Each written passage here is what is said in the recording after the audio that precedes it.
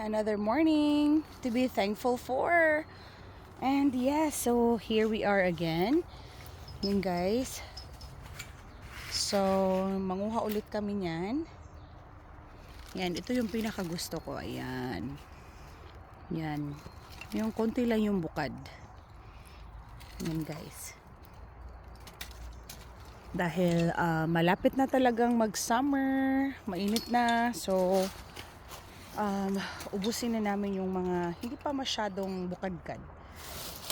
Like this. Oops! Ayan, tagak.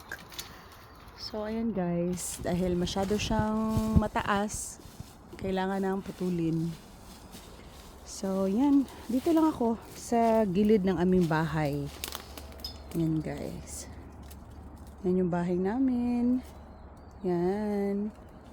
Ayan guys. Tapos dito lang sa gilid ng bundok. Ayan. Manguha din pala tayo ng muwi. Ito guys. Para siyang mukha siyang dahon ng kalabasa. Pero hindi ito kalabasa.